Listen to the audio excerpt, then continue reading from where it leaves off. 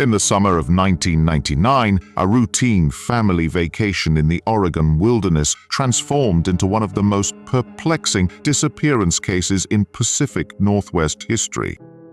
What began as a simple camping trip would leave investigators questioning the very nature of reality itself, as evidence emerged that challenged every conventional explanation for what could happen to a human being in broad daylight. First, make sure to subscribe so you don't miss any of our investigations.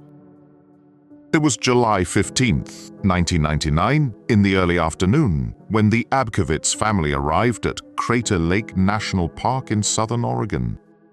The parking area near the rim trail buzzed with typical summer activity as tourists gathered to witness one of America's most spectacular natural wonders.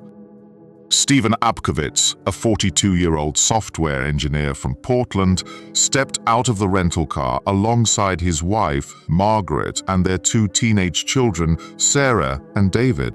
The family had planned this trip for months, seeking respite from Stephen's demanding work schedule at a prominent tech company.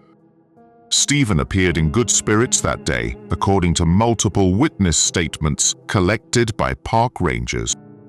He wore a distinctive red hiking jacket and carried a new digital camera, eager to document their vacation for colleagues back home. At approximately 2:30 that afternoon, Stephen volunteered to walk back to the parking area to retrieve a forgotten water bottle from their vehicle. The distance measured roughly 400 yards along a well-marked, heavily trafficked trail. Margaret and the children remained at the popular Watchman Peak overlook, where dozens of other visitors enjoyed the panoramic views of the ancient volcanic crater. The walk should have taken Stephen no more than 10 minutes each way. When 30 minutes passed without his return, Margaret grew concerned. After an hour, she approached a park ranger to report her husband's absence. What followed was an immediate search operation that would expand into one of the most extensive missing person investigations in the park's history. Rangers discovered Stephen's camera, abandoned on the trail, approximately halfway between the overlook and the parking area. The device lay precisely in the center of the path, undamaged and still functioning. More disturbing was the condition of the final photographs stored in its memory. The last image showed Stephen's own face, but the expression captured there defied easy interpretation. His eyes appeared unnaturally wide, focused on something beyond the camera's frame, and his mouth hung open in what could have been surprise, fear, or recognition. The timestamp on this final photograph read 2:47 p.m., yet no other visitors recalled seeing Stephen take a self-portrait on the trail.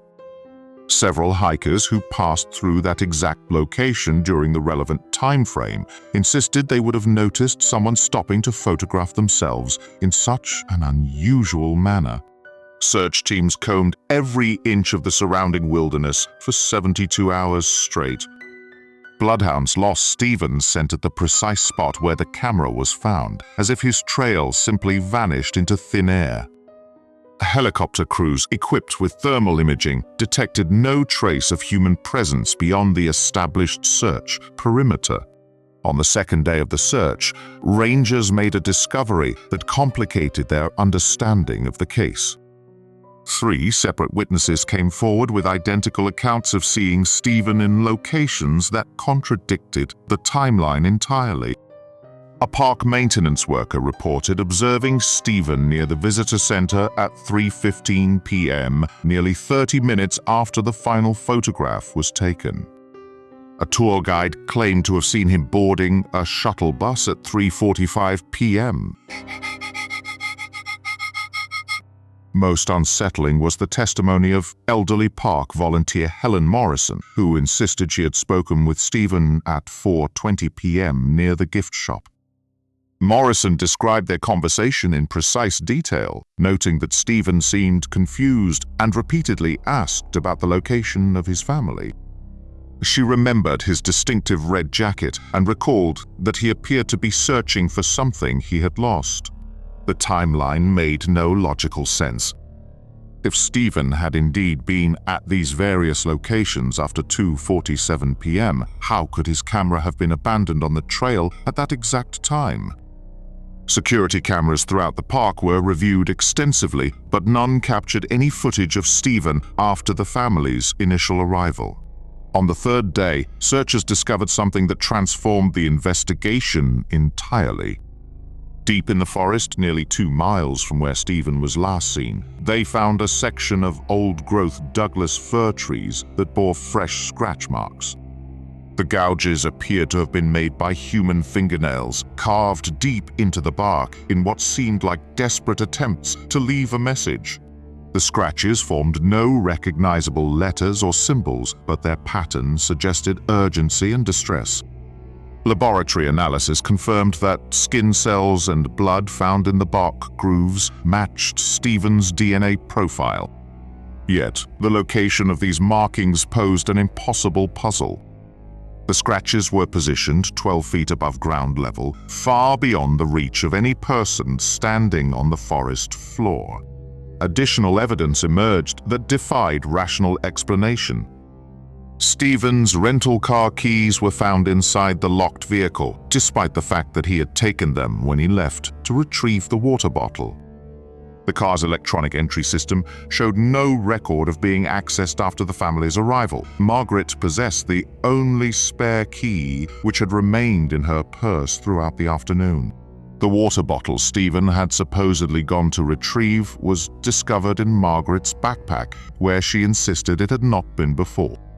She clearly remembered Stephen mentioning the forgotten bottle and volunteering to fetch it from the car. Yet physical evidence suggested the bottle had never left her possession. Federal investigators arrived on the 4th day, drawn by the case's unusual characteristics. Their preliminary report, later partially declassified, contained details that raised more questions than answers. Electromagnetic readings taken at the site where Stephen's camera was found showed anomalous fluctuations that persisted for weeks after his disappearance. Soil samples from the area revealed microscopic crystalline structures that did not match any known mineral formations in the region. These crystals appeared to be artificial in origin, yet they showed signs of extreme age that contradicted their apparent recent formation. Geological surveys confirmed that such materials had never been documented in Crater Lake's volcanic environment. The investigation took another disturbing turn when authorities discovered Stephen's credit card had been used at a gas station in Bend, Oregon, at 6:30 p.m. on the day of his disappearance. Security footage from the station showed a figure matching Stephen's height and build, wearing the same red jacket. However, the person's face remained obscured by shadows throughout the entire transaction, despite the station's bright lighting. The gas station attendant, a 23-year-old college student named Marcus Webb, provided a statement that troubled investigators. Webb insisted that the customer had spoken in Stephen's voice, but seemed unable to make direct eye contact. The man had asked for directions to Portland, yet appeared confused when Webb mentioned familiar landmarks along the route. Most unsettling was Webb's observation that the customer's reflection in the station's window appeared distorted, as if the glass was somehow bending light in impossible ways. Webb had worked at the station for 2 years and had never witnessed such an optical phenomenon before that evening. The credit card transaction was processed successfully, suggesting Stephen had been conscious and capable of handling the purchase. Yet his family insisted he would never have left them stranded at the park without explanation. Stephen was described as an exceptionally responsible father and husband who had never displayed any signs of mental instability or desire to abandon his family.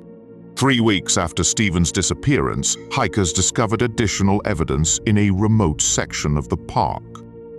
A torn piece of red fabric, consistent with Stephen's jacket, was found snagged on a tree branch.